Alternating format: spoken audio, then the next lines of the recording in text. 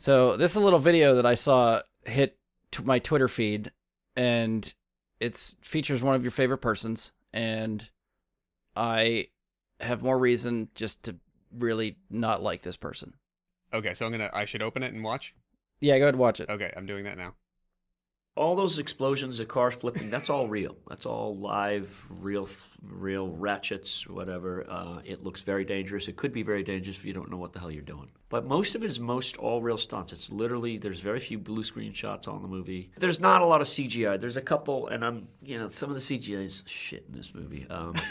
There's a couple shots that I wasn't happy with, okay? All right. That's Bay, isn't it? Yeah.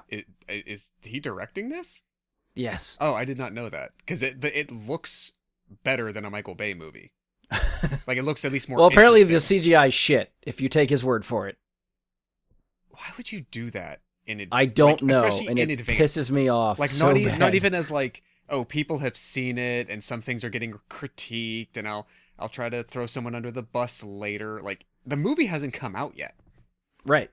But ultimately, like, that's your job as a director to sign off on that stuff.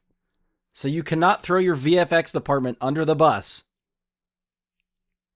Yeah, I mean, come on, guys. It's not like it's that some amazing animatronic gag of two rats humping in an attic crawl space area for no goddamn reason other than a joke I wanted to take too far. It's not that level of genius, but the fact that I didn't see that movie until like 3 years ago, whenever it was, like I got that far through my life, like 15 years at least after that movie came out. I'm happy sort of about that, but that will probably always be like the hill that I will die on in crucifying Michael Bay. I mean, between that and the second Transformers movie, when he makes a Transformers robot climb a pyramid, but also have testicles. Well, you see, it's funny because they're machines, but they're sentient and balls. Sure. Get it?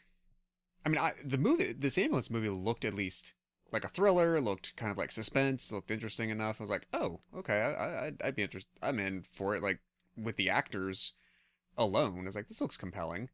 Yeah. Like, what kind of special effects could you be doing that you think are so bad that they're gonna like? Apparently, like, are they gonna stand out? He just spent all that money making CG balls. He was fine with that, but whatever CG happened in Ambulance, that was where the line was.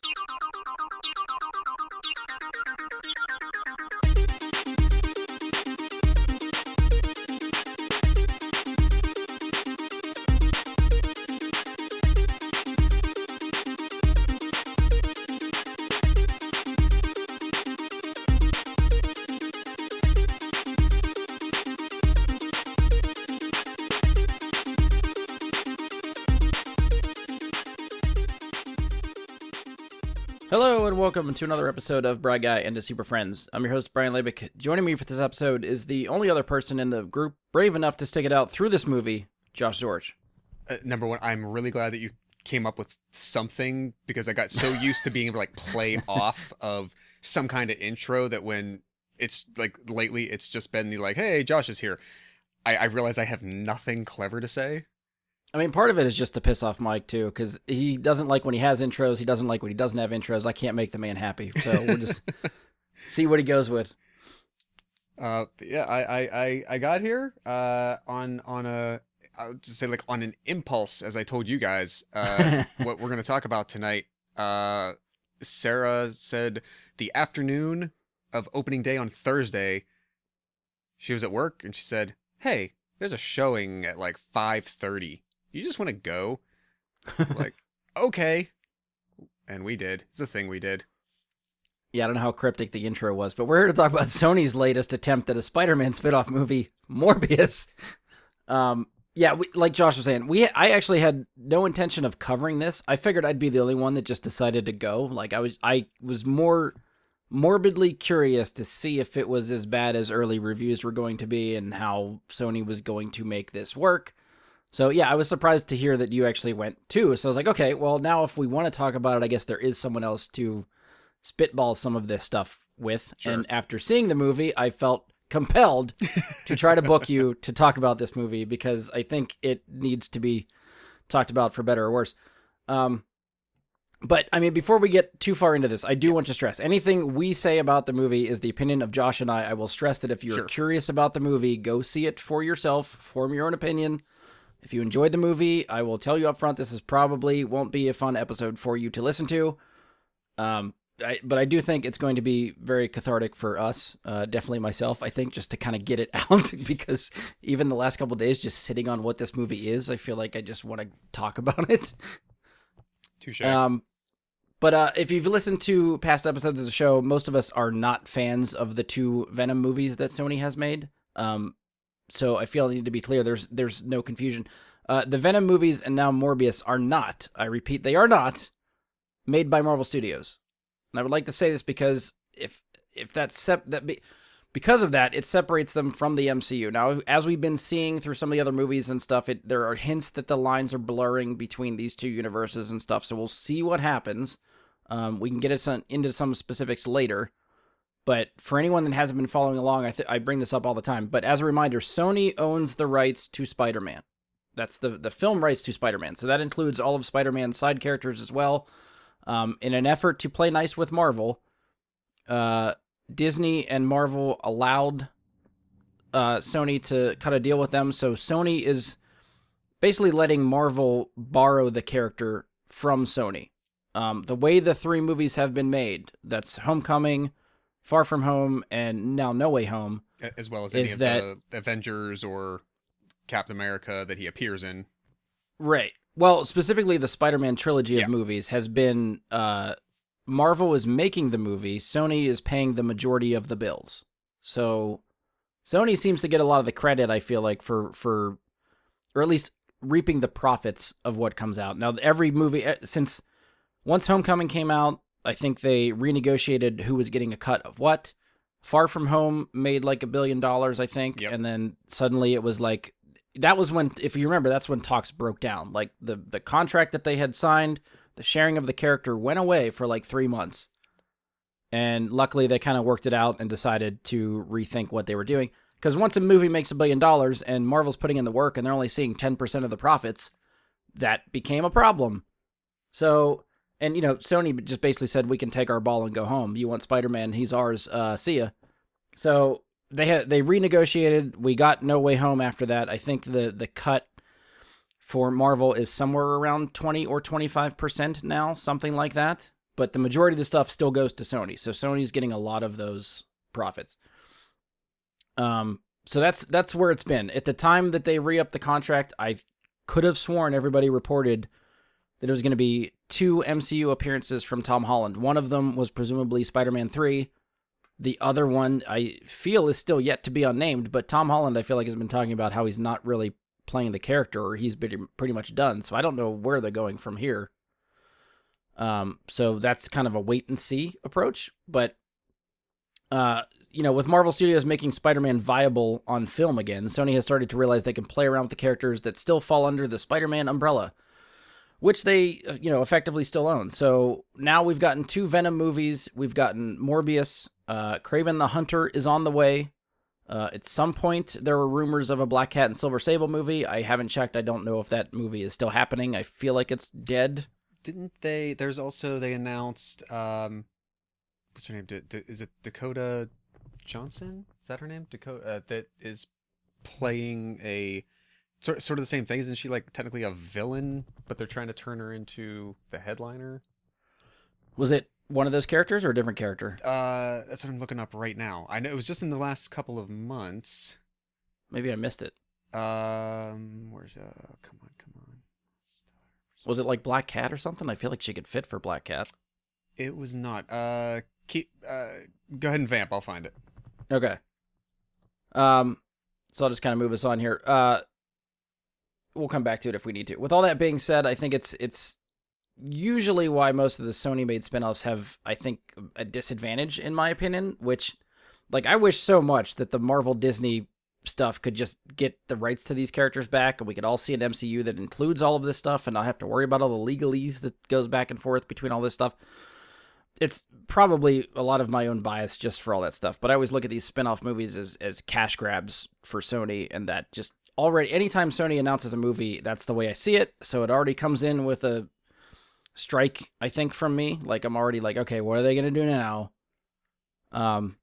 But Josh, I guess just to get your sort of feel of it, how do you feel about the spin-off movies that we've seen so far? I guess really all we have to go on right now is 2 Venom movies and Morbius, but so Sony's version of Spider-Man stuff, what do you think? Right. Let me put a pin in that and do a quick sidebar based on what I just said. So it is rumored that Dakota Johnson is in talks to play Madam Web. That's right. This was like early February of this year that it came out. That I guess like it will be like the title character. Like that is who the movie is going to be about. There's a name, one of the screenwriters that I'm already recognizing, and it might be both, who I'm pretty sure were on Morbius. Are mentioned in this article. But that's just what that is. Okay.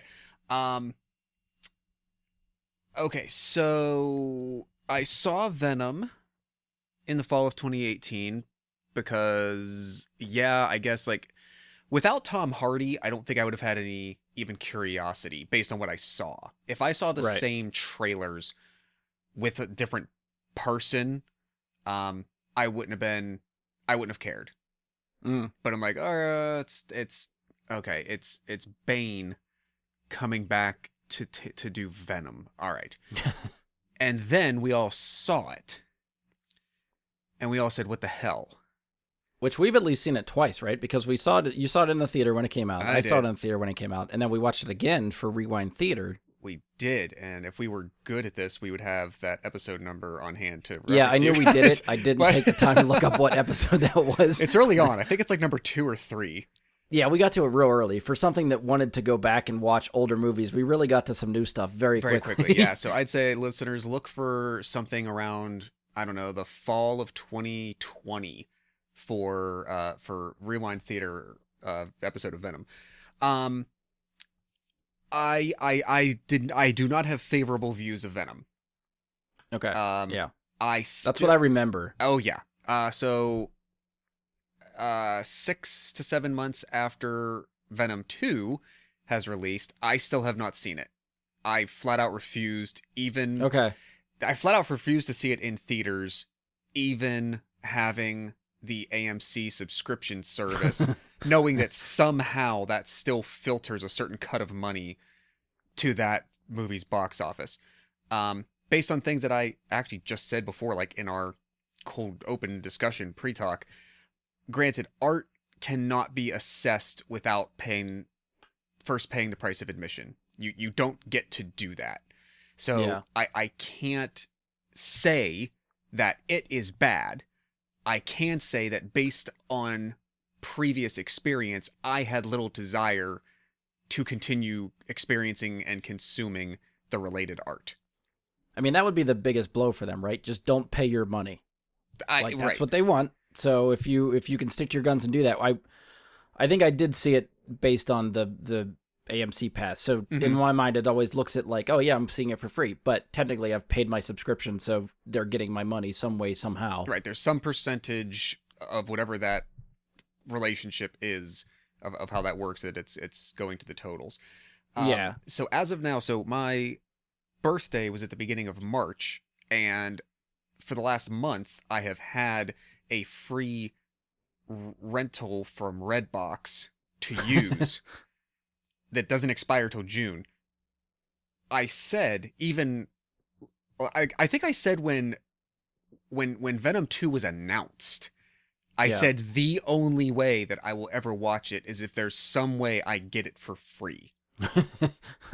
Either through something like a free coupon, and I don't know how the Redbox thing would work out, if there's still like a quarter that would somehow go to it, so like I might wait till I find a copy at the library or something.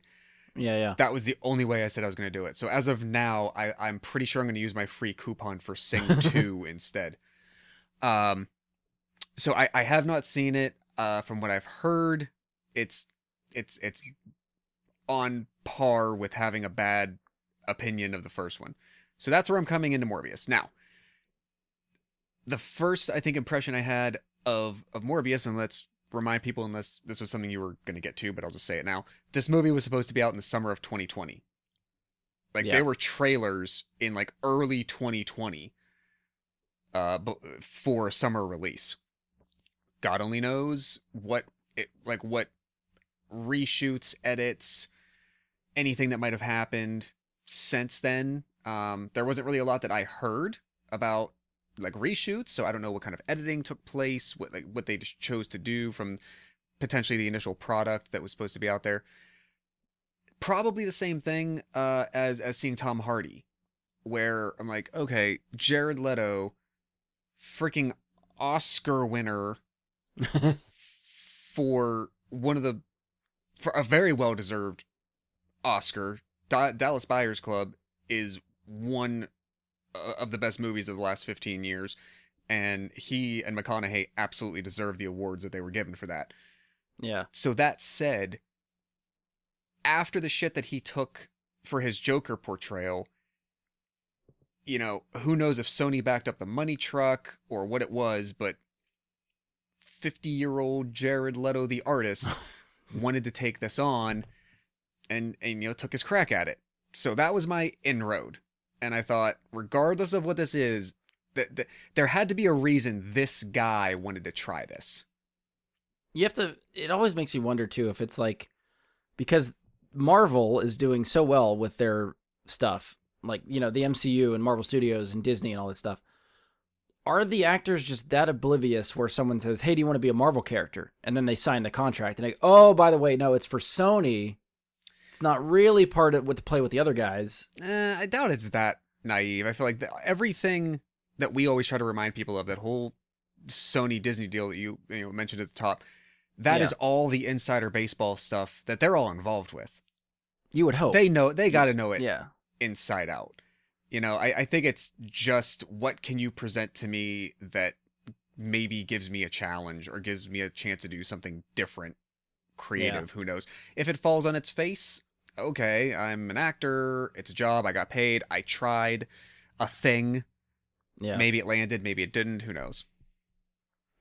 So let's go over who is involved with making this movie. So it is directed by Daniel Espinosa, who directed 2012's Safe House with Ryan Reynolds and Denzel. Oh, okay. Also directed Life with Ryan Reynolds and Jake Gyllenhaal. Yeah. The movie is written by Matt Sazama, I think, and Burke Sharpless. I love so that this name. duo also wrote Dracula Untold, The Last Witch Hunter, Gods of Egypt, Power Rangers, which I actually really enjoy. Remember bringing that up. And they were two of the three people involved with creating Netflix's Lost in Space series.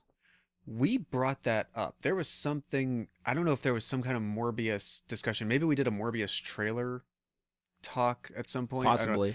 I remember bringing that up because I remember laughing at Burke Sharpless before. But I think it was me. I went through their resume and mentioned those because I really dug. You got me into Lost in Space after talking about it for a couple of years. So I watched it last summer.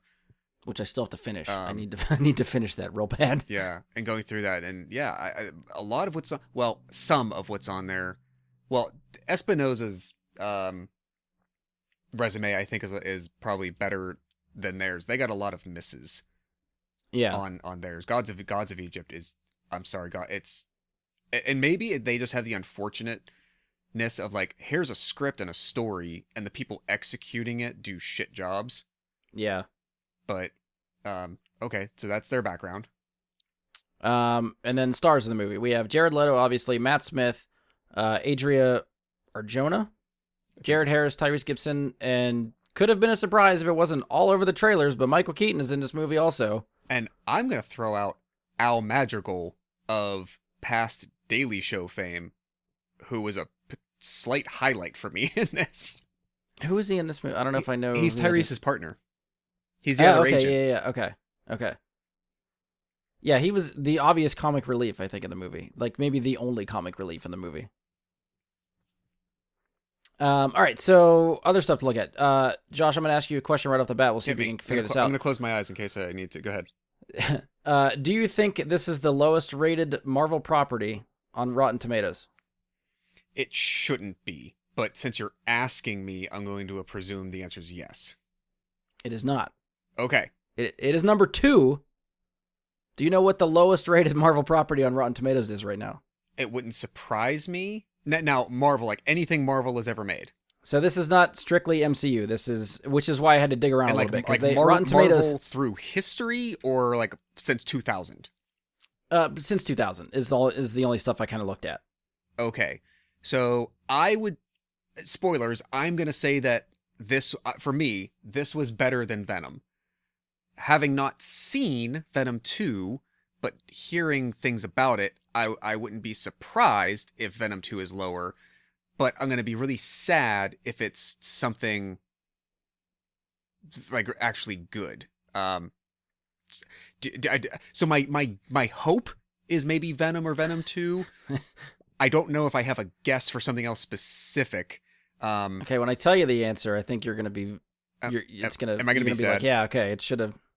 It's not either of the Venoms. Okay. Ghost Rider 2. It is something we forced ourselves to watch at some point. Oh, Fan 4 Stick? Yes. Fan 4 Stick is the lowest. I could see that. Yeah, so I was trying to put... Okay. So when I was looking through... I caught a headline somewhere that said it was the second lowest... that Morbius is the second lowest rated Marvel movie on Rotten Tomatoes. So I started to look. There's no easy way to filter those results, just Marvel movies. You can look at an MCU list, but Marvel properties, like stuff that was made by Fox and all the other studios before Marvel had all the rights back, you almost have to look at those individually. So I picked some that I thought would probably be bad, and I went through a list of... I got like 9 of them here, and I'll tell you which ones are low, and then we'll go up to some of the higher ones. Okay. So lowest rated right now is Fantastic Four from 2015, the Fan 4 Stick movie that all of us really hate. Critic rating for that is 9%. Audience rating is 18%. So everybody hates it. Wow. Morbius right now is sitting at a critic rating of 16%. Really? Okay. Audience rating 70%. Both of those surprise me. That the one is so low, but the other is that high. Yeah, I mean, based on what some of the percentages are for Venom and stuff, this does not surprise me. The next one I found, just like trying to pick and choose a little bit, that was lower. Ghost Rider: Spirit of Vengeance from 2011. Critic rating 18%, audience rating 31%. So is this in a literal? Like, are you actually going in like an ascending? I'm trying order? to go from lowest to highest, okay. based on the So ones that I was looking at. Yes, not just nitpicking. It is. I mean, it is a little bit of like I'm picking specific ones. I didn't go through every list to know, like, because there are definitely ones that fall in between a bunch of these. Oh, okay. I'm trying to pick relevant ones that might fit sort of what we're talking Give about. certain landmarks. Okay, I'm with you. Dark Phoenix is another low one from Mm. 2019. Critic rating 22%, audience 64%, which I think the audience rating is higher than I Generous. expected. Yeah. Okay. Next one is the Fantastic Four movie from 2005.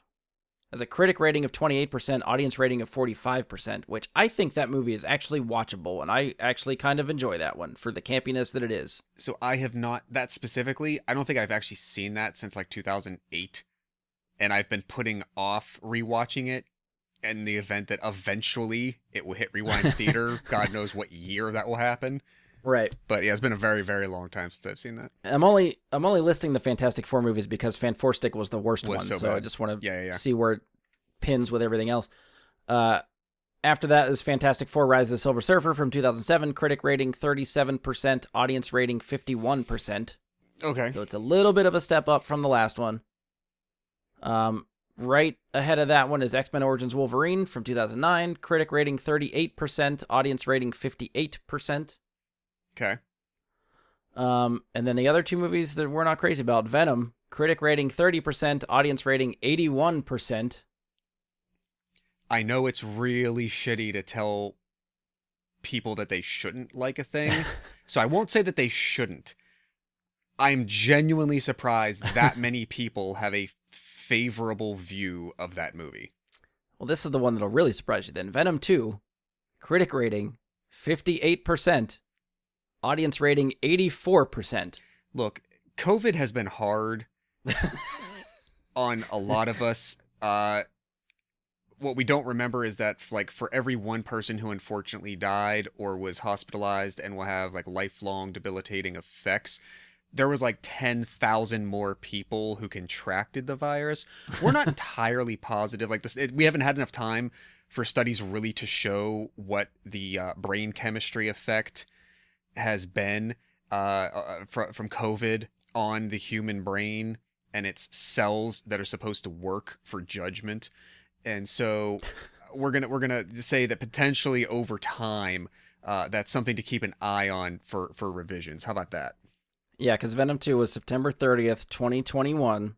So that was it. I think it was in the vein of like, hey, the theaters are open. Let's go see something. And enough was out. Like theaters had been open enough. It was before Omicron really started to sweep through. Like that was a deliberate choice for people to see it. And I don't know. Maybe there's. I think Venom 2 is objectively so much worse than Venom 1, and it still boggles my mind that it is rated that much higher than Venom 1. Wow. All right. Oh, okay. I didn't go through all the. I thought about doing like Metacritic scores for all this stuff, but I didn't want to get bogged down by all kinds of numbers and ratings thrown and everything. So that's kind of where we're at. Oh, okay. And sidebar too, the Rewind Theater we did with Venom is episode 197. Hey, there you go. And we did that in the end of August, 8/30, 2020. Okay, yeah. Wait, I think we started those pretty quickly. We got through the first couple fairly quickly because we didn't have anything else to do. It was the second one we did. Spawn was 8/13, 2020, and then 2 weeks later was. Oh, it was Venom. Okay. That was for some reason I thought Bloodshot was a lot earlier, but maybe Bloodshot was like number. Bloodshot 3 was or number 4. 3. Yeah. Okay, that's why. 2 weeks after that was Bloodshot. That's why. All right. It's a hell of a start to that series. Next question for you: any guesses on this film's budget?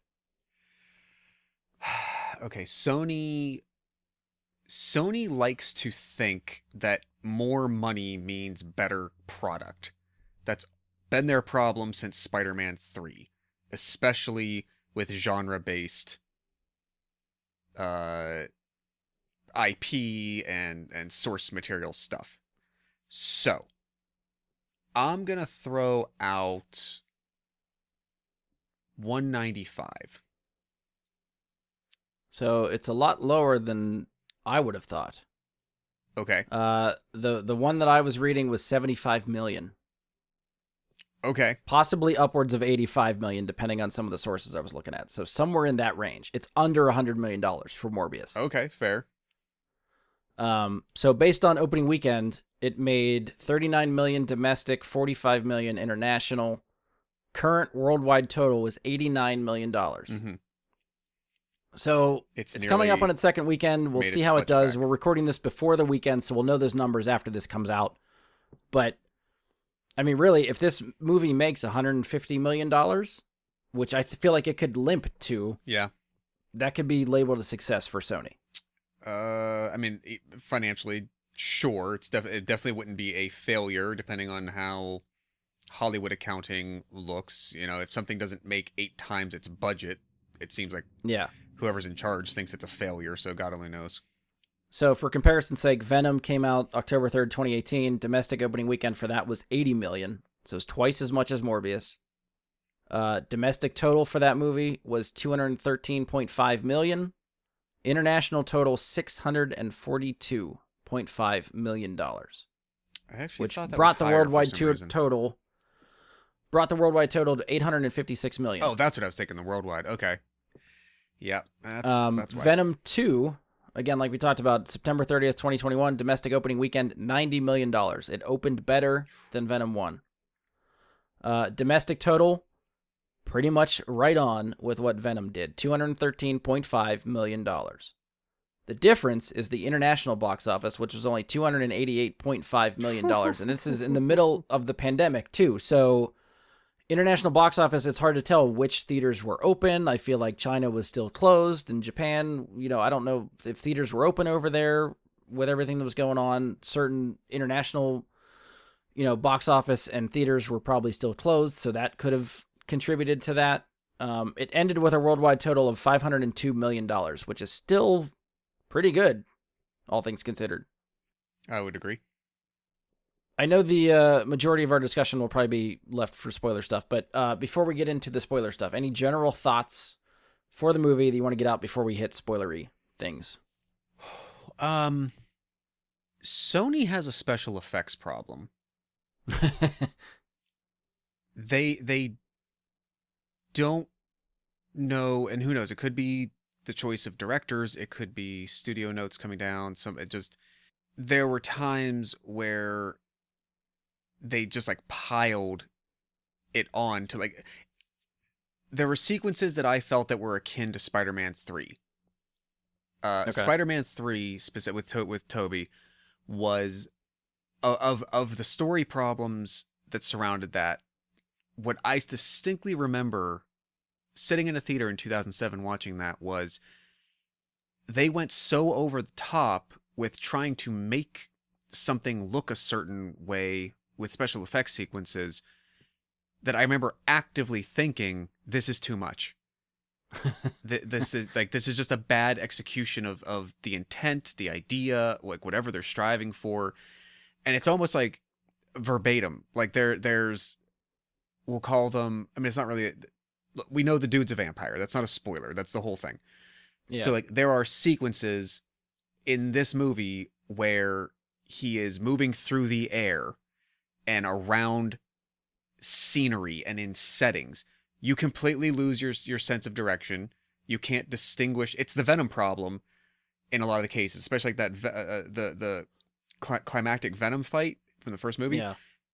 Things just get muddled. You're looking at color. You can't see object. You can't see detail. You don't know where your orientation is.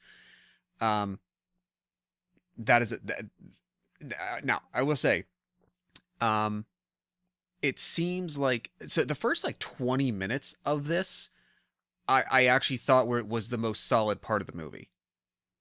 Okay. Yeah. I listened to something today that really put it in perspective for me, that was reviewing this in a way, and it feels like there was more of a second act to this. Like, I don't know, like they removed a third of Act 1 and half of Act 2. And there is a better story there. And there's a better movie that exists of this. Not like a director's cut, not that kind of thing. But there's easily a better version of this that exists. Yeah. In the abstract. But it definitely got lost, and I don't want to say cut necessarily, but just the execution of it faltered as it goes along. But I felt it started out pretty well. Yeah, I think one of the things you're like, comparisons to Venom, I feel like they used the Venom story blueprint and just put it in Morbius. Like, I feel like you could pick a lot of the story beats from Venom and they just hit the same way in this movie. And I don't know if, I feel like if you liked Venom and you liked Venom 2, this movie is for you. Probably. If you did not care for either of those, I think you're not going to like this one. I think it does a lot of the same stuff. I don't know if Sony just doesn't know what to do or doesn't care. And I almost get the sense that it's sort of the same problem they did with like the Amazing Spider-Man movies, where I feel like they're focused so squarely on what's coming next, they're not fixing the movie they have. Like, I think they're trying to make this fit to whatever their ultimate plan is with whatever they can do with the Spider-Man license or any other characters they're trying to make, that they don't make a good movie. And I think that's what Amazing Spider-Man 2 kind of suffered from, is they were so focused on Sinister Six and what comes next for Spider-Man that Spider-Man 2 was kind of a shit show a little bit. Like, it could have been a lot better. Yeah, I agree. It's comparisons to Venom. The thing that I didn't, at first, what I don't understand is why they keep, and I guess it's because all they have. Like, they have one main protagonist. They have Spider-Man. Yeah. Everybody else related to him who are not other incarnations of Spider-Man, Spider-Gwen, for instance, everybody else is the villain. Everyone else is his rogues gallery. That's what they bought the rights to. So if you can't make Spider-Man movies yet, all you can do is make films about the villains, but nobody wants to see movie after movie of a villain being a villain. So I guess they're trying to take a crack shot. Like, and I said this probably since we ever did the first Venom review, is that they failed miserably in trying to make you care or reframe Venom as an anti-hero. Yeah. Maybe he was at certain points. I've never been deep into the comics with him, so I don't know. Maybe people started to see him as that at some point. But the version they presented on screen with Tom Hardy is not an anti-hero whatsoever. Yeah. He's an anti-hero with multiple personality disorder. Like that's all it kind of is. And so when they announced Morbius, I kind of had the same feeling, like, what? You're giving yourself a bigger hurdle to get over because you have to make me care, but eventually, if you do what I think you're trying to do, I'm supposed, like, then this guy, every one of these characters is going to turn heel. And then that also has to be executed very well. So on the one hand,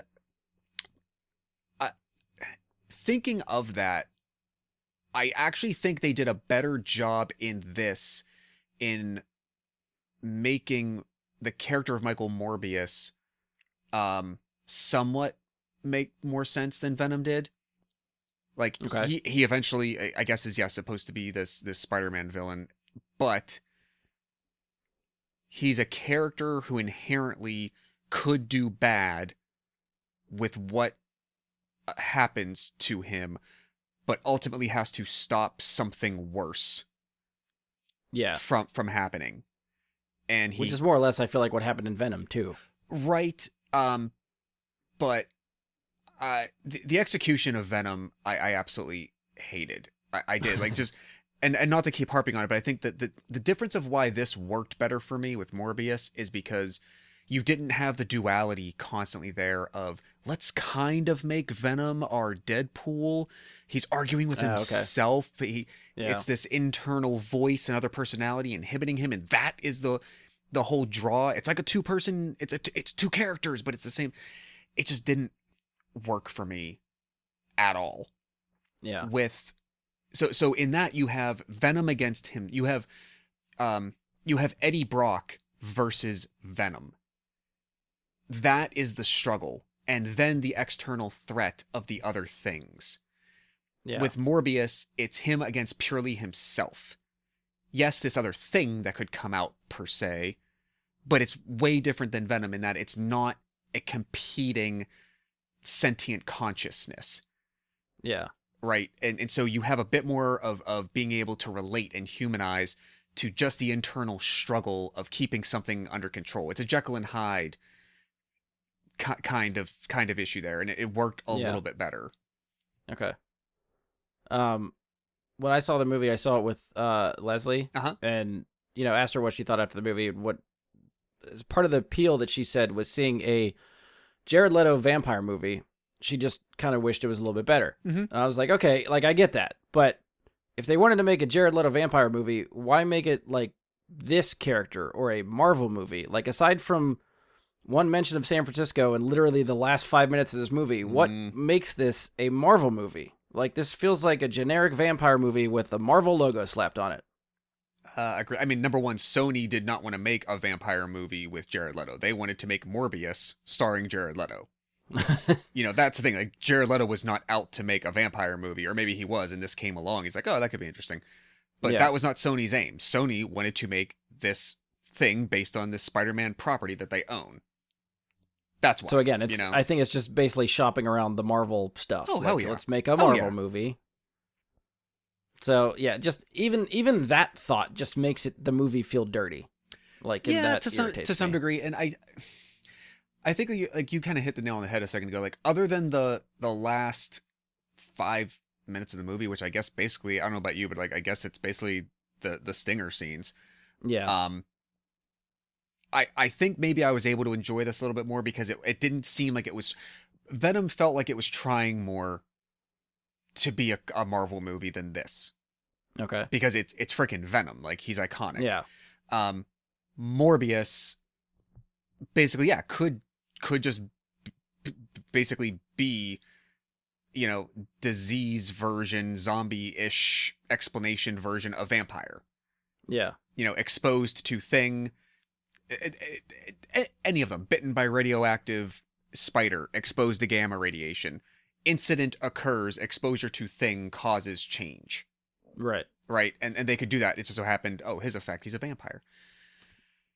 I don't know. What other specifics or generalities might you have? Because we might need to crack into specifics. Yeah, I think we're at the point where we need to get into the spoiler stuff, because even just mentioning the stinger type stuff, I'm ready to just fucking dig into that one. So, all right, let's hit it. All right, so we're gonna get to spoiler stuff. This is the stuff that will probably, again, lead me on a few rants about this movie. So if you've not seen the movie and do not want anything specific spoiled for you, pause this now, come back after seeing the movie. If you don't care or just want to hear what we really thought of the movie, you can continue on. Either way, you've been warned. Spoilers to follow. Spoiler! Spoiler! Something like that. All right, so let's get into it, and I'm going to just start off with, what the fuck is going on with the end of this movie? Because everything with Michael Keaton...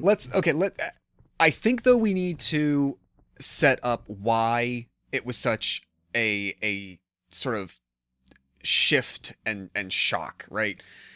So, going back to at least my characterization of the character in the movie we saw, and this is why it jolted me so much.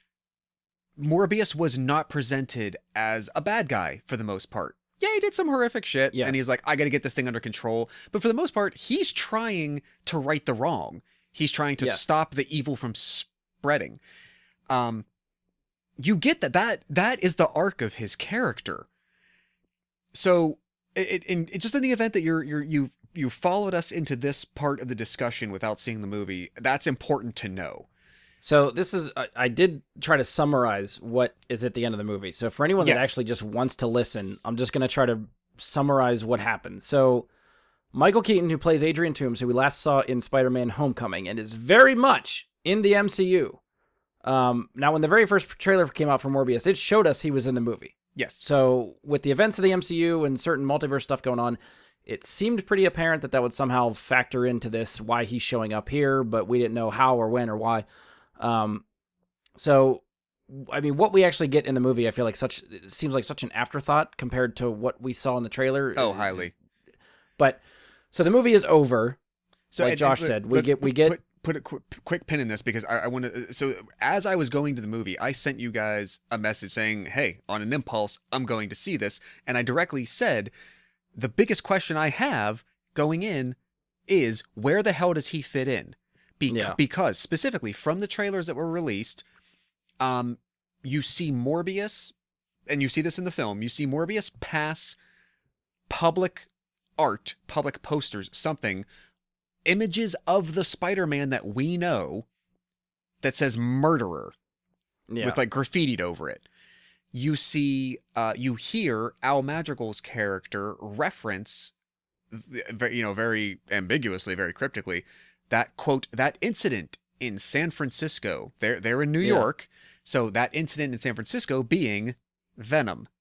Yes. You have a moment in the trailers where, and it's in the film, of Morbius intimidating somebody by saying, I am Venom. Yeah. Confirmation, he knows who Venom is. You then have Michael Keaton, at least in the one trailer cut that I remember, the scene seems to set up that he and Morbius are in the same time and place in some kind of building alley with vehicles, probably with police, it looks like. And Keaton's character says, directed at Jared Leto, hey Doc, we should keep in touch, that sort of thing. Yeah. So you have those amalgam of circumstances within the if it is saying from the beginning that Morbius and Venom are in the same place, Spider-Man has never been established to exist in that world. Yeah. Spider-Man himself. Then, number one, where the hell are these Spider-Man murderer murals coming from? Even before Toomes shows up. So before you get too far into it, too, the Spider-Man mural that's on the sidewalk when he escapes prison and is like on a graffiti wall, like you said, or something. I remember that from the trailer. Do you remember that in the movie? Because I feel like I was looking for it and didn't see it. Okay, if you're asking me right now, gun to my head, 100% I could not confirm and like Because saying I'm under I the impression they remember took it out. So oh God, I even hate to say, like, I'd have to watch it again. I remember them from the trailer more than I specifically remember them from the movie, granted. Right. Yeah, me too. So maybe specifically because for what they ended up doing, that was an edit. Maybe they took that out of the final product. So then, yes. So then you now establish, even in the trailers, that Michael Keaton's Vulture, Adrian Toomes, exists in the same time and place as Morbius. So you're like, how the hell do we get there? Yeah. Going in, those were already things they presented to us, and that circle needed to be squared. So that's where we go in. So, okay, unpinning, sidebar over, continue. What do we see? So, yeah, so at this point, the movie is over. And then we see a hole in the sky, just like in No Way Home, just like ripping reality in No Way Home. Adrian Toomes just appears in a prison cell, seems to be completely fine that he's somewhere else. Really adjusts very quickly. There's some sort of news report about an upcoming trial for him because he suddenly reappeared, and as he's in prison, they don't know what to do with him. Because this universe does not know who this person is. Yeah. The next thing we see is Morbius driving down a dirt road somewhere, goes to a field. He's out there to meet someone. Who does he meet? We see Vulture in a new fucking Vulture suit, which, one, doesn't make any sense because all the tech is from the MCU, so where the fuck does he get that suit from? Then when he talks to Morbius, he says he has no idea how he got here. It must have had something to do with Spider-Man, which is completely new to Morbius, who has never met or heard of Spider-Man before. Do not know what that is, and why would Toomes even give a shit that it had to do with him at all?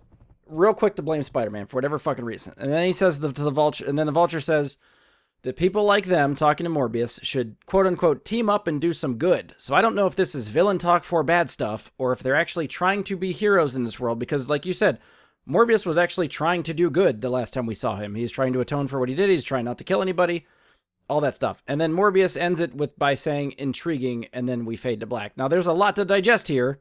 Yes. My biggest question is, and this goes back to Adrian Toomes' arc from Homecoming. Mm-hmm. So why is he not worried at all about getting back to his wife and daughter? Who are the entire fucking arc of his character in that movie. Right, because presumably, I'm going to take a shot. Well, no, yeah, we do know. The timeline of when he went to jail in Homecoming has to the point where the rift in reality occurs to transport him is post blip and post return. Yeah. So at minimum, like 6 to 7 years has passed since the end of Homecoming. Like, he's been in jail. So that whole time, like, well, yeah, whatever has happened gives no indication that he's even freaked out, that he has transported parallel universes. He says something about the food being better. That's all we get. He's not really a science guy. Like, yes, they saw aliens in New York, and he knows, like, holes opened in space. Like, he knows that. Yeah. But I'd still be a little freaked out. You would think. And then, yes, like, doesn't seem to give a shit that I guess my wife and daughter are perhaps gone forever. So his ambition or his motivation is not, how do I maybe get back to where I came from, where my life is? Right. No, let me seek out this guy maybe that I've heard about on the news recently. He beelines it to Morbius, who is in the papers as a convicted murderer. Yeah. And decides that's the guy I need to help me kill Spider-Man, possibly, not get back home. If that's what he meant. Yeah, and I don't agree. I'm with you. I'm not sure, now that you're saying it, I'm not sure if it's like, right, the villain talk of like, let's do some good, i.e. bad stuff. Right. If so, why? Like, it seems like he got out, to me, it seems like he got out of Homecoming knowing that most of the reason that he was doing what he did was because of the way that the supposed heroes were uncaringly, in his eyes, dicking over the average person. Right. In his eyes, he is Robin Hood. In a way, yeah. But he's not really giving it back. He's more like, he's kind of keeping it for himself. But A selfish Robin Hood. in a way, right? And part of me feels that a bit of his a little bit of redemptive arc in the stinger of that scene of like meeting the Scorpion is like, I'm not giving up Spider-Man. I owe him one. Right. I don't know what I'm supposed to believe his character gives a crap about in this other place. Yeah. Is he just going to go do some criming? Is he still on the criming? I don't understand it. And if the conclusion is, nope, we're the bad guys. Let's get us together because we're the bad guys.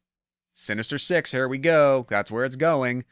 And we're going to get that Spider-Man eventually. Then the whole arc, and this is probably where you fell with it too, the whole arc of Morbius's entire movie that we just watched for 90 minutes is completely eradicated. Yes. Yes.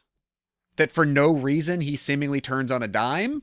Yeah. You're interpreting bad stuff. Yeah, we're going to do bad stuff. Why? Neither way really Why? makes sense to me, because even if the Vulture's saying, hey, let's go be bad guys and rob and pillage and whatever else, and Morbius signs up for that, why the fuck would you do that? If it goes the other way and they want to be heroes for the city, when did the Vulture kind of turn heel and be like, okay, well, now I'm going to look out for people in this universe that I don't know where I'm at and have no one to even, like, meet or know or anything like that. The first one I meet, again, in the papers is a murderer. So why the fuck would I trust this person? But yeah, it irritates the shit out of me that he is completely fine with just sitting where he is and not being like, well, how did I get here? How am I getting home? Where are my wife and daughter? Like that's a big sticking point for his character for me.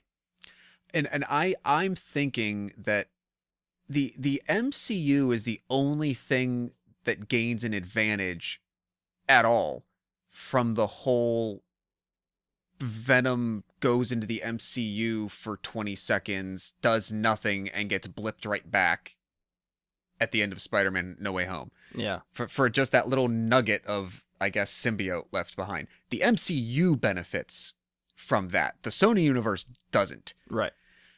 So, however, whatever story writers came to an agreement on that, again, not having seen Carnage, I know the end scene of the Rift in reality, he gets blipped into the MCU, does nothing during No Way Home, and then just goes right back. Yeah. So now you have Venom, the Vulture, and Morbius in one place. Presumably where some Spider-Man will eventually exist, but it's not Tom Holland. So that's the bigger question, because in my mind, what they are setting up here is sort of, I think what you're getting at is seems to be Sony's really forcing the Sinister Six attempt. Like, they possibly have 3 of the 6 with who we've seen. Right. So who do they fight? Is it going to be Spider-Man, or because is it going to be Tom Holland? We don't know what's going to happen to Tom Holland Spider-Man when all is said and done. Where or when he's going to show up next, who knows? Could this be Andrew Garfield? He's not native. No Spider-Man is native to that reality. So that's something I'm going to bring up later when we get to the none of interview. them have a Spider-Man. Nobody talks about it. So the only thing, and I'll jump off a ledge here, if they wanted to be ballsy and yes, maybe skip some interim origin steps or whatnot, if you're Sony, you put all your money on Miles Morales. This is how you put Miles Morales into live action. Yeah.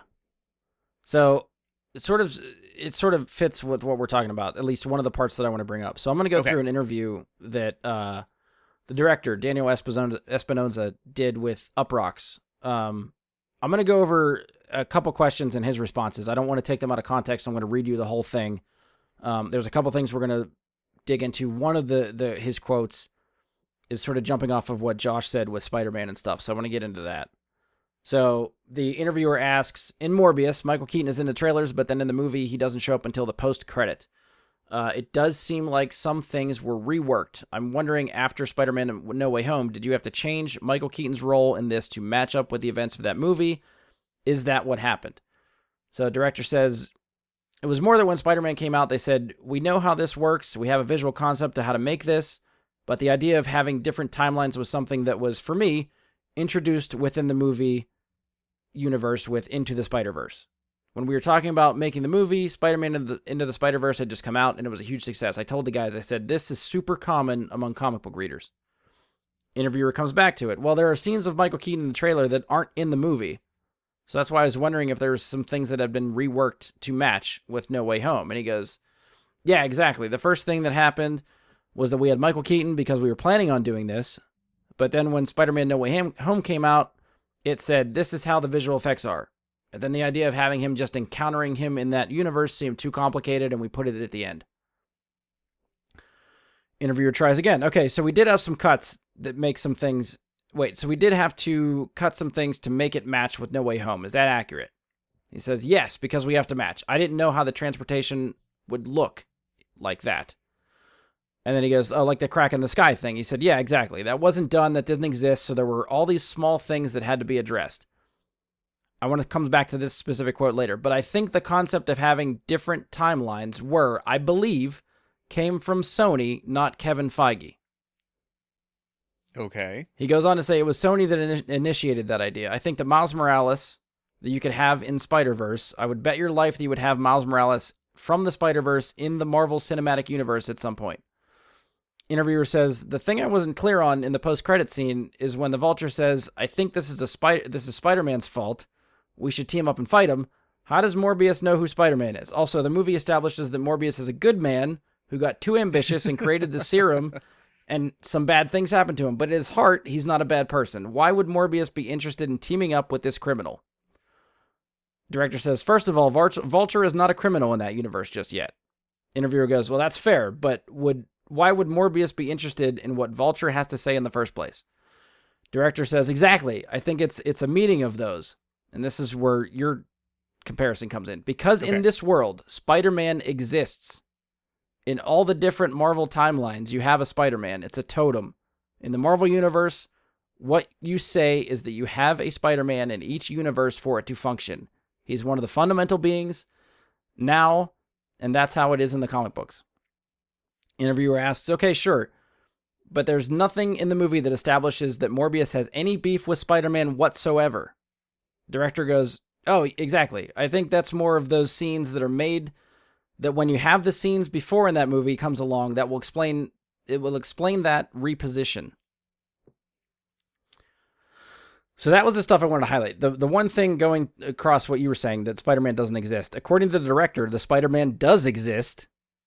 What I don't know is if he's hearing that from Sony, or is this him just what he thinks this universe is. This is the director's quote, so I don't know if he's hearing it from Sony saying that they're telling him Spider-Man exists, or if this is just like, okay, I'm going to make this with Morbius. In my world, Spider-Man is somewhere in there, you just don't see him. Okay, so your interpretation of those comments is that so it's almost like he was given marching orders. Like, here's the framework of the movie I'm making, but some of these other elements might exist, and we need to try to shoehorn certain details to fit that, but we're not necessarily giving you the assurances or the direct answers. And I get it. It could be one of those things where he was told absolute direct things, but is not in a position to be allowed to share them. Right. And his last quote seems to me think that, okay, the end credit scene we saw does not make any fucking sense, but Sony's going to make a movie where this will make sense when you go back and watch it after the other movie's made. Okay. Which I guess makes sense for, other stingers that Marvel has done, but I don't know. This one just feels different still. Maybe once or twice in small, mostly insignificant details, I feel that Marvel does not really use, especially its stingers, to retcon their own plot holes. Oh yeah. Yes, I agree with that. Or fix story beats that they realize, yeah, we actually do need to change direction, and we didn't account for that anywhere else, so now we're going to include this. That doesn't really... That's not how they utilize that tool. Yeah. Well, I think, too, the bigger question is if the director is saying, yes, Spider-Man exists in this world, of course he exists in this world, Spider-Man has to exist in this world. If that is true, Why the fuck has Venom and Morbius never mentioned Spider-Man, ever? Why is Venom completely surprised to see a Spider-Man on TV when he zips into the MCU for a little bit and then comes right back? How is he not oh, that guy? I know who that guy is. Yeah, not even a passing familiarity. Yeah. Nothing in terms of like whether they have interaction or beef, it just nothing is there. And it would have made much more sense perhaps for their universe's Spider-Man, if that's what they're going to do, to organically come around at a time when he's needed, because these criminal elements are starting to become more pervasive. Yeah. Now, you've also created this, I'm not sure if this is true or not. Is Venom part of the Sinister Six? I don't believe he was ever part of the team. Okay, so Venom definitely went through, like, I think the anti-hero part where he was a Spider-Man villain. I don't remember him being in part of any team. Oh, well, he might have been some other teams, but not the Sinister Six. I'm thinking like Thunderbolts and maybe Dark Avengers and stuff like that, but not Sinister Six. Okay, so maybe the big misstep is having Vulture utter Spider-Man's name already. Yeah, I'd say. Yeah. Because immediately you're because like... he either already exists there, but nobody else but Vulture apparently has any understanding or familiarity with what that thing is yet, because he came from somewhere where he does exist. He either doesn't exist yet, which would be a great way to, start fresh with a new, different thing. You could have, depending on where they want to go, they could give you Miles Morales, or they could give you Spider-Gwen. They could give you those alternate reality Spider-Men in a way that would actually be really cutting edge and very different.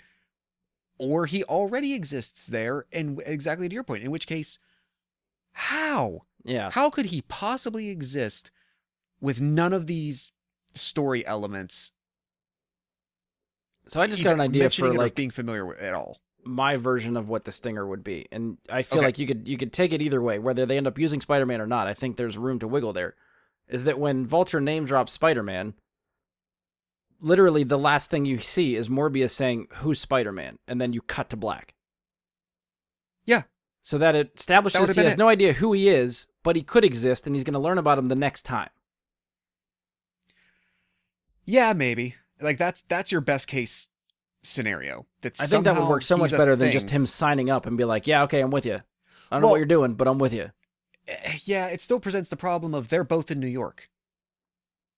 True. Morbius and Spider-Man would both be in New York, so how the hell could he not know who he is? You could, if you wanted to, and maybe this is what they could do. If you want to just throw Spider-Man in there, just say he's in some other city. Just don't make it New York. Yeah, maybe. Maybe. The other thing I wanted to point out from the interview, too, was the quote that where Espinosa says, "But I think the concept of having different timelines I believe, came from Sony, not Kevin Feige."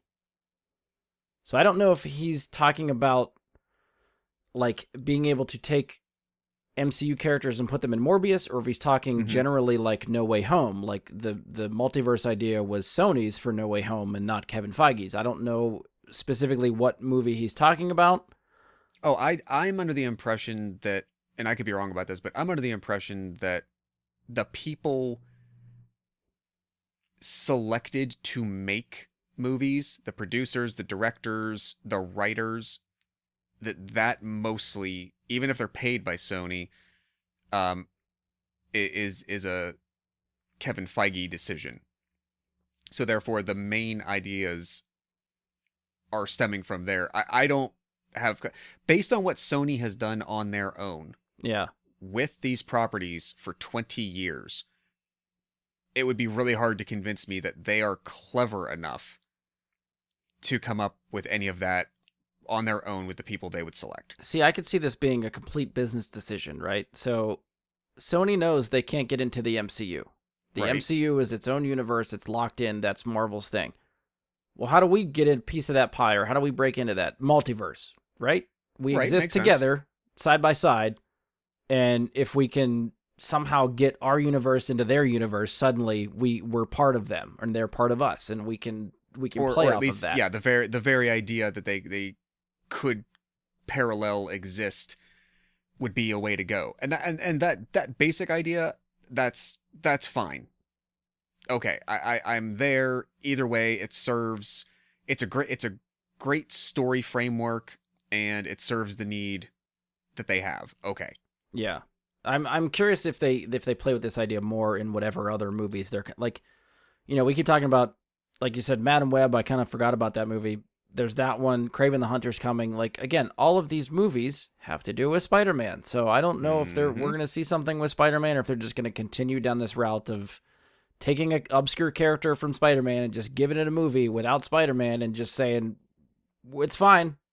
Just, don't talk about the elephant that's not in the room. And we're going to go about our business. Well, is there anything else we want to dig into for the end credit stuff? Because I feel like I've ranted said about enough, but yeah, I've said my piece. We should actually we've kind of Tarantino'd this. We've started at the end. We should probably talk about the rest of the actual movie. That's where I'm going next. Just what else do you think about the rest of the movie? Anything else you want to go, or where you want to go? So again, my initial comments about it feeling like there's a substantially better version of this that's meatier. I feel like it's there because I feel like the building blocks are there. I kind of dug Jared Leto's. I thought his transformation happened way faster than I was anticipating it to. I would have liked to spend more time with him before it happens, and then before he also, needs to go deal with Problem X. Yeah. I feel like Act 2, there was just more that I needed more time with Matt Smith. Oh yeah. With Milo or Lucian. I don't, at the very least, can I understand, like, okay, yeah, this poor kid who's had this condition, obviously people were a shit to him all through his childhood. They're giving us that through, one conveyance of a scene. Okay.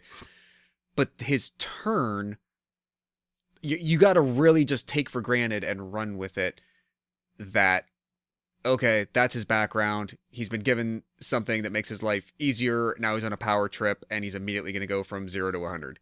Yeah. That could have been walked more slowly. Because I was actually really digging Matt Smith time. I was into that. I thought Jared Harris would be more involved. I feel like there's scenes with him in the trailer that are not in the movie. Oh, there's a lot of scenes where there's like moments from the trailer that definitely went away. Yeah. Like I said, it feels like it was. How did the thing I listened to describe it today? It's like this was like maybe the first or second draft of the story, and then there's like they needed 3 more drafts and not as heavy editing, like heavy story editing. Yeah. Then you get the movie it should have been, because all the little building blocks are there. They're just not put together correctly and very well. Yeah. I don't know. I think the whole thing just felt very generic and like bland to me. Like nothing. It feel like it hit every story beat I was expecting it to, and didn't go anywhere surprising. Granted, yeah, and I would say like if you knew this was based on a comic book, this was a run-of-the-mill comic book movie from the first 10 years of the 2000s. Yeah, and that's where I feel like Venom falls in line too. Yeah, it fits that mold, and it stuff. doesn't do any better. It never evolved to where some of the DC stuff and just about all the MCU stuff went to. And I feel like this movie, the third act of this movie, ends up exactly where Venom and even Venom 2 did, which is just another Spider-Man villain fighting as the quote-unquote hero, fighting another version of themselves in a dark, mostly CG fight scene that's so messy you can't figure out what the fuck is happening. That, oh my god, I was about halfway. So when Morbius like at first, maybe the first 2 sequences of him you get where he's moving around quickly and he's jumping buildings, he's doing stuff. I really actually kind of dug the I don't know what you want to call it, like the entrail, the trail smoke, whatever you want to call it. Yeah. I liked it as an idea, But my comment about them just not knowing where the line is with their special effects, their orientation to the things you're supposed to keep in focus, to the background and their surroundings, were poorly executed, and that smoke trail obscured him so much because he's moving fast. The backgrounds are blurred and moving too fast with him. You literally, like, you cannot see what you're looking at. Yeah. The ideas were all there. It's like they got to second base and stopped running. So there's another point of contention, I think, leaving the movie that Leslie and I had a discussion on. So I want your interpretation of this scene. So there's the scene where at the end of the movie, Morbius goes to try to stop Matt Smith. Matt Smith has Morbius's girlfriend, Martine, I think her name was, right? Right, yeah. The others, yeah. Partner, she was like hostage on her basically dying. And then they go through the whole thing, end of the fight. Like some of her last words. So Morbius gets there, tries to save her. She's on her way out. She's going to die. I think they kiss, and then she like bites his lip. Some of his blood comes to her mouth. Right. And then I think her last words to him are "make it worth it." Then she dies. I can help you. Yeah. Now I took that to mean, like, make my death worth it. Feed on me. Use the blood. Kicks this guy's ass. She's accepted that she's going to die, and that's the end of it. I agree. And then later in the movie, right before the end of it, we see one quick shot of her like waking back up, which I think you're led to believe maybe she's a vampire now. Yes. So on the flip side, Leslie was convinced that the "make it worth it" comment was that Martine knew she was going to turn into a vampire, and she used that as leverage to prevent Morbius from taking the vial he made as the cure that would have killed him, so that he purposely made herself that she purposely made herself a vampire so he could find an actual cure for both of them. Okay, she was being more generous than me. Yeah, I didn't. I thought that was that's a too better much. movie than I watched.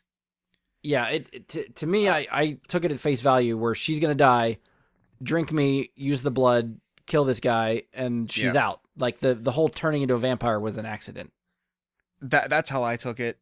I'm glad that she is more of an optimist than me and was kinder. That's a mark that she's probably a nicer person than I am. Both of us. So, and let's back up half a click right before that, because you have both of the main characters support characters literally go through their, "Hey, I'm finding you after he attacked me and I'm about to die" moments, literally back to back. Oh, yeah. He finds Jared Harris. He dies. He goes out on the balcony, uses his weird sonar thing, which at times I was like, okay, this works. Other times I'm like, there's no reason that you've explained to me why he can hear everything, but also immediately cut through and find exactly what he wants. Yeah, he honed his abilities very quickly. Very freaking fast. Give me 90, not even, give me 30 seconds of dialogue in some kind of thing that explains why he can do that. Like, if you're not going to give us a really awesome montage somewhere in there, give us the exposition at least to explain what the hell's going on. I need a little bit, right? He finds Jared Harris. He goes out on the balcony. He's like, "Oh, I'm gonna kill that MFer. I'm gonna go find him." He hears her. He finds her because he went from killing Jared Harris right to killing her. Yeah. So he then finds her. She's dying. Like, it was back to back. Yeah. So yes, I took it as she bites his lip to try to draw blood. I guess it even in the fact that it's his own blood. The fact that he's smelling blood will help entice him to do what she wants him to do, that she knows he's trying to resist against. And yes, potentially knowing I'm on my way out anyway, I guess. Because when he showed up, I didn't really get that sense. Like, has he injured her? He's had a vision of her being held hostage. He shows up, and I'm only told through context clues that he has injured her. Yeah. Matt Smith has injured her, and she will be dying. So yes, to entice him to do that, yes, I'm going out, make it worth it, use what you can to get what you need to stop the guy. I don't know where, like, maybe in biting his lip, there's a drop or two of his blood that she ingests. That's the only thing I can think. Nobody else that any of them attack, and presumably he drained her enough in the same way that he did everybody else. Nobody else came back to life. Nobody was turned. Typical vampire thing didn't happen. So there's got to be something about the interaction between those two biochemically. See, I guess I was caused interpreting that it, to happen. interpreting it more of sort of like the Buffy ritualistic, how to turn someone into a vampire. Like, from what I remember from Buffy, it was like It's more in the intent of the vampire. well, it was like the or like the vampire would circumstances. the vampire would bite a victim, not drain them completely, drain them partially, halfway maybe, and then they Right. would have to bite the vampire. So you're trading blood between the two of them, which essentially Okay. is what happens in this movie. Right. So at the very least, there's the potentially small exchange of blood from him to her before. I wouldn't think he, that would be enough to do it, but hey, that totally movie goes rules down for on her, them, so- sure. I guess it wasn't 100% surprising that she flips back. That actually makes it maybe a little bit more interesting for something to carry on. But I also feel like if the intent was, hey, I'm going to turn into a vampire like you, so you have to cure us both, he never comes back for her. Which means that, right, and that's what tells me that there was no reason that. Well, okay, I was about It's like to you never say, even see him like go back there to try to even just take care of the body Right. and possibly bury her and be like, oh shit, And she's they- gone. they know what vampires are. He even makes the joke in the diner about being exposed to light. Yeah. So they know what a vampire is. So Which was yeah, a I good don't- moment. I like that moment. True. I don't think there's anything about what happened there that was part of a plan other than I'm going to die, get strength to stop the guy. Yeah. Okay. All right. So you're on board with That me. was me. Leslie, you're That was wrong. me. You're voted. You're outvoted. We have told you the right answer. Oh, She'll never Those are- listen. If she those- does, those- she's going to hear this and laugh. those are Brian's words. Matt Smith villain. I know you talked about it, but what do you think of his turn as the villain? Not too bad. He was pretty interesting once he became a shithead. Everybody likes playing bad, right? So It seems worked. like he's having fun. Yeah. I needed more of the time with him as a regular person to really fully buy his turn. Like, Yeah. drunk with power happened immediately, and not only drunk with power, but like got ability, and now I'm a completely 3,000% homicidal killer. Don't care. Yeah. Like, all that went instantly. There was no turn. It just went. Once he was there, and because that was the majority of his character. Like, he was weak for a scene. Then basically like a scene and a half later, after we meet him as an adult, he I guess he stole serum that we never saw.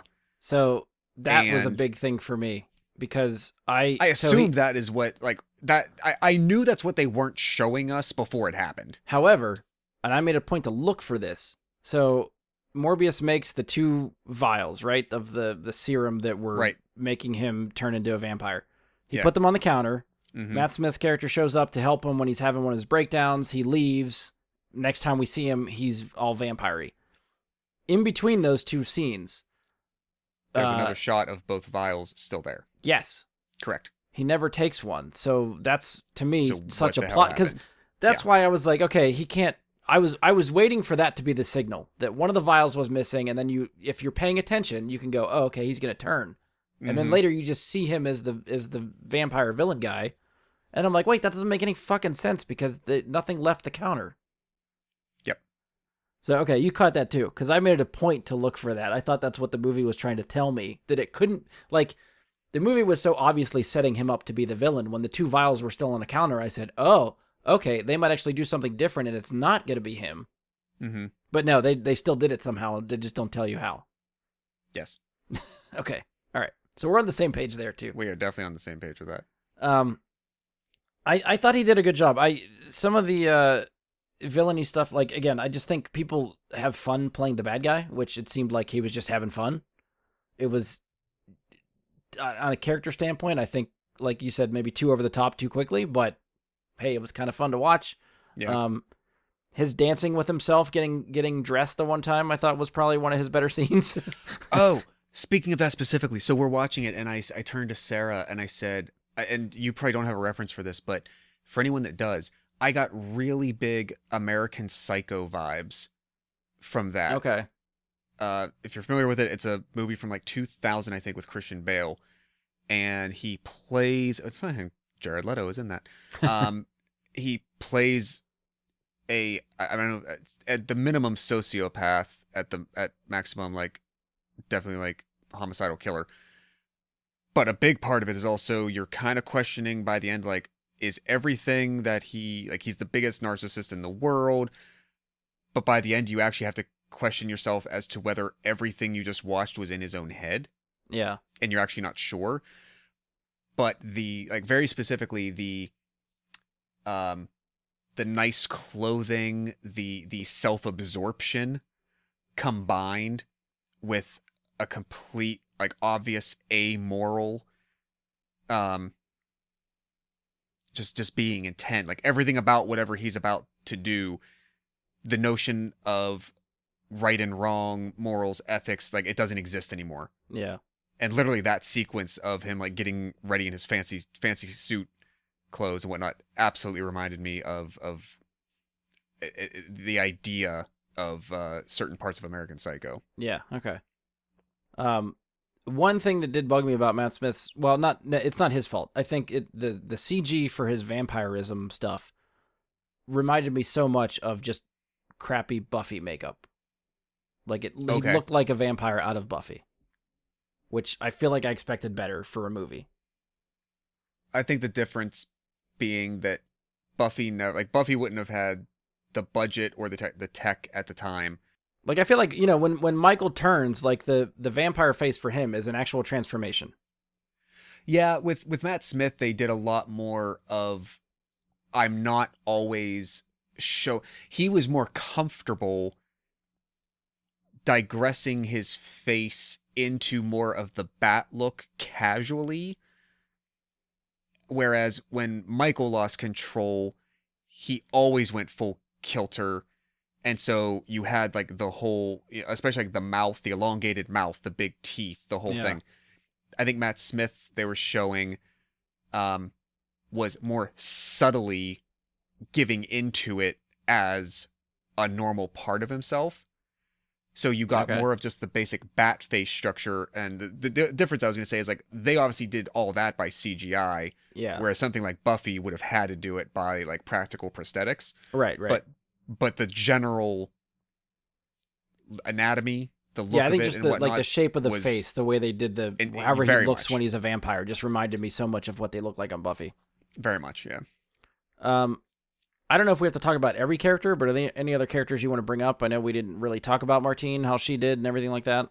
The love interest. Yeah, I like her as an actress. She was again one of like the small little like like bonus points like going into this. Like, all right, I dig her. I don't think she did terribly. I like some of the stuff that they gave her to do. Like, she obviously had to be the counterpoint to both to both Morbius and to Milo.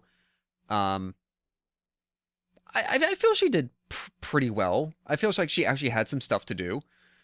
The people that I don't think, and unfortunately, like, again, maybe this was like a production script got cut down. Like, Tyrese had basically nothing to do in this movie. Yeah, he has lines that are in the trailer that aren't in the movie. And because Al Madrigal gets those little like subtle, ironic like one-liners that I think cut through whatever else is happening, like, he stood out to me more than Tyrese did. Yeah, I agree. Yeah, I think the I can't remember her name, but the actress that played Martine, I think she did good enough with what she was given. I just don't think she was given great stuff. Fair. I think she was given average enough. Like she's one of the brighter spots of the movie. I will give you that. Yeah, Yes. I think like we often say people were not given much to do. I think she was given enough to do, just not as grandly Okay, I'll give you that. Yeah. as, you know. Um, You'll never watch it, I know that, but if anybody wants to watch one of my favorite movies that she's in, check out the Belko Experiment.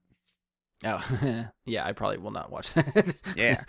She was also in, I think she was in Six Underground with Ryan Reynolds. I think I started that, but I did not finish that. I think she was in that. Trying to think about, yeah, Tyrese didn't really get anything to do. He was wasted. The other sidekick detective, I liked him. I thought he brought some good comedic relief, I think, to the movie.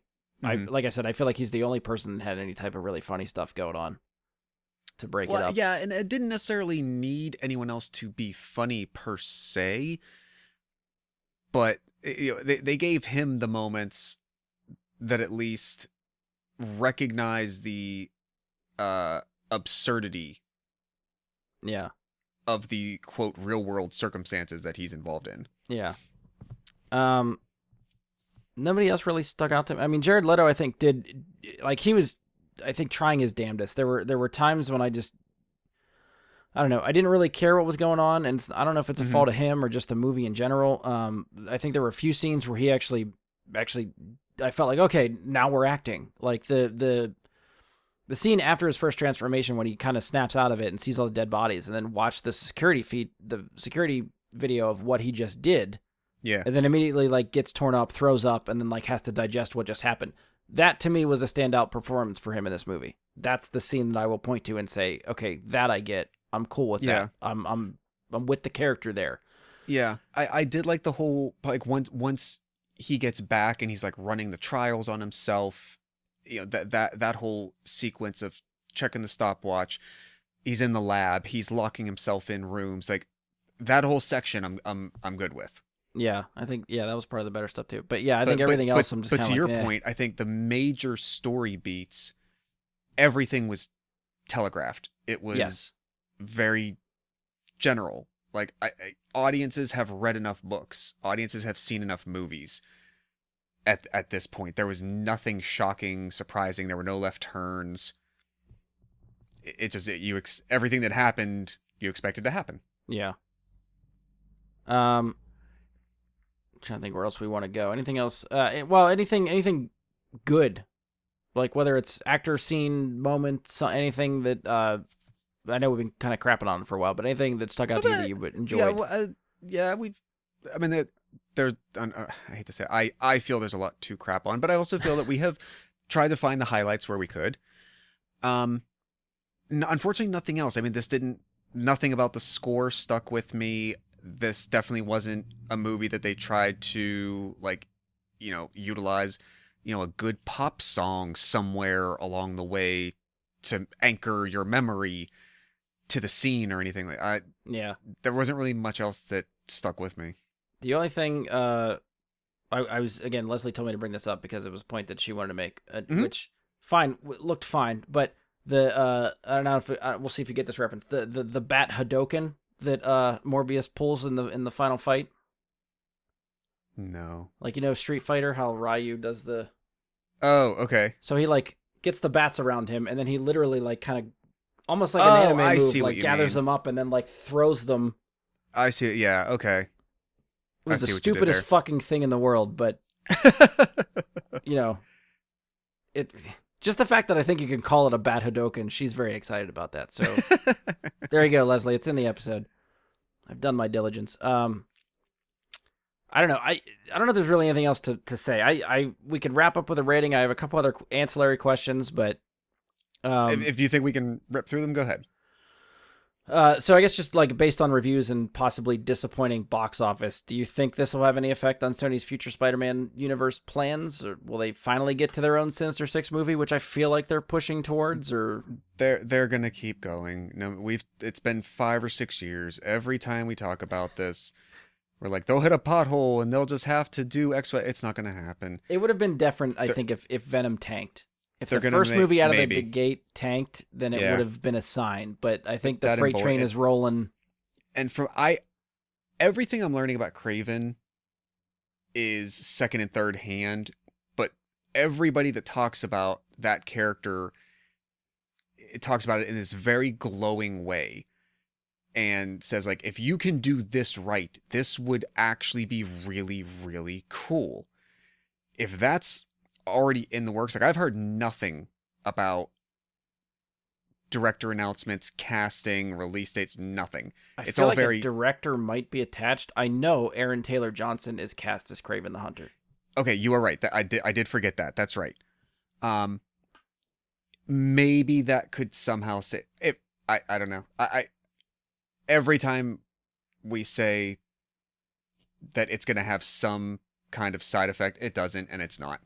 Yeah, I don't think it's not gonna slow them down. Like I said, No. I think this freight chain's going. They have a plan. They're gonna do it regardless because the difference here is not like when Amazing Spider-Man movies were coming out and they did 2 of them and then realized, hey, the box office returns are not coming back. They didn't have Marvel movies in the MCU to keep them afloat with that stuff. Like Marvel's gonna keep making movies. They're gonna keep people interested in Marvel properties. That's basically, I think it's a lot of what Sony has to do is just say, hey, this is another ancillary Spider-Man villain and it's a Marvel property, so we're going to make a movie and it's still going to get people to see it. Because I don't think people know the difference between what's in the MCU and what's not, so it's going to get money by accident, I think, at this point, too. Whether it's good or bad. Possibly. I don't know. We brought that point up before, but there are enough people that I've talked to who surprise me when they say like, yeah, there's like 6 or 7 MCU movies I never watched. Like just along the way. Yeah. But like they've typically, seen maybe the most recent 1 or 2, and they're really like maybe not watching the Disney Plus shows. So I don't think it's necessarily a matter of the general public is just swallowing every single possible thing Fair. that is Yeah. given out there. And so they're just blindly going to see it. It can't be that. Yeah. Yeah, we'll see. I mean, I hope something is good. I mean, if they do work their way up to a Sinister Six movie and finally put Spider-Man in it, that's going to get me to see it for sure. But we'll have to, I guess, see if they have a plan for Spider-Man. I'm curious what Sony does. I'm going to shit on every movie they do probably and turn my nose when everything's announced, but I'm curious enough to probably go see them and see what they do. Yeah, we'll see. I mean, like I said, it depends on what the next one looks like. I don't think Aaron Taylor Johnson, sort of like Leto, I don't think he would have signed up if he thought the prospect of it was going to be bad. I gave Venom 1 chance. I saw the first one, and then I had my thoughts on it, and that's why I didn't support a sequel. So it'll kind of go from there. Like if they make a Morbius sequel, we'll see. Hold out for that other free Redbox ticket. Something like that. Yeah, all right, last question then. Where Yeah. would you rank this with Venom and you haven't seen Venom 2, but I was going to say where do you think better or worse than Venom in your eyes? I'll rank mine with Venom 2 also. 3. So out of the 2, and I said this immediately when I came out and texted you guys, my immediate thing was better than Venom. Okay. And I think it strongly rests on the shoulders of the version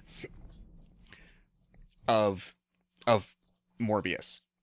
Okay. That it's not that it doesn't have to rely on this weird internal duality battle that Venom does. Yeah. That he's a person, he has conflict, he has struggle. It's a easily more like digestible thing that exists there, and some of the other things. Everything we've talked about, it has some of the same story problems, special effects problems, etc. Yeah. But overall, if just the 2 of them, Morbius better than Venom. Okay. Yeah, I think like I talked about earlier, I think Venom 2 is absolutely horrid. I think that is my least favorite out of most things right now. So that's the bottom of the list for me. Venom, I don't like, but I feel like could be watchable for most people. I think you can just get through it, and it's Fair. probably not great, but you could still be fine with it. It's almost like a make fun of a bad movie type of thing. Like Okay. just how ridiculously stupid some of the crap is. I think Morbius falls in the middle between those 2. I think it's better than Venom 2, but I don't think it's as rewatchable as maybe what like Venom would be. Gotcha. So I'm putting it somewhere in the middle there. Okay. So we'll wrap up with our rating out of 10. Have you thought about it? Do you have a rating I have. ready? Okay. I do. And so before I do this, I know a lot of this is apples to oranges. And we're not like keeping, a big master list of stuff, except, out of Rewind Theater and whatnot. I don't remember what I gave Venom in Rewind Theater. I don't have that accessible. Ian is the scorekeeper. But I'm going to amend my Batman rating first. So I think I gave Batman. I gave. You're talking Batman about the Batman. The Batman. Yes. Okay. I think I gave it a 7.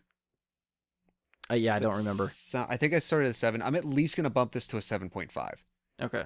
for the Batman, because I'm going to start Morbius. I'm going to start Morbius at a 5. Okay. Higher than I thought. I don't think it's complete dog shit. Okay. And 3-4 years ago when we were ranking movies, we easily would have said like, "Oh, this movie sucks. It's like a 2." And as much as we've done this, especially in the last couple years with Rewind and whatnot, I feel like I'm starting to like fine tune my thoughts a bit more. Yeah. So it's not the worst. It is a bit of like right up the middle, nothing special about it.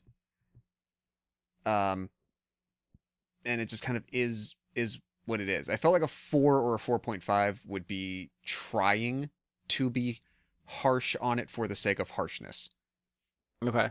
For myself. So that's why it's going to get a 5, but I needed to create some distance, more distance between this Yeah. and the Batman. So that's why I amended that. So that's where Okay. I am. Yeah, I'm gonna go lower. All right. I'm looking at 2.5 for me out of 10.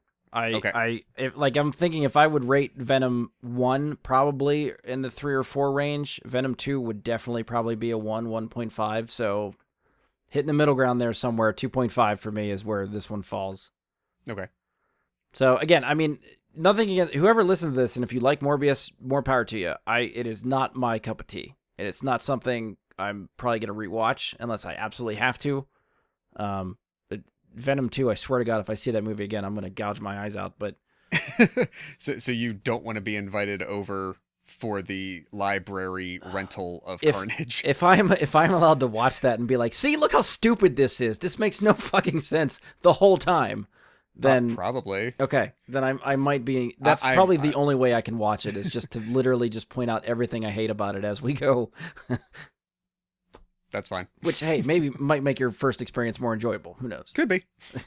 It'll bump it up from like a 1 to a 1.25. Yeah, just because of how animated I get when watching that movie.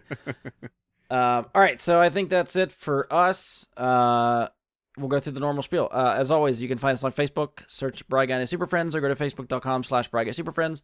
You can send us questions, comments, topic suggestions, any of that stuff there. If you've seen Morbius, let us know what you think. If you agree, disagree, where you stand on all that stuff. Send us an email, bryguysuperfriends@gmail.com. It's legit. It works. I won't check it. Send to your heart's content. Hit us up on Twitter @BGSuperFriends. That I will see. That we will respond to. Feel free to follow me on Twitch, Jedi Bry Guy. That's Jedi with an I, Bry with a Y.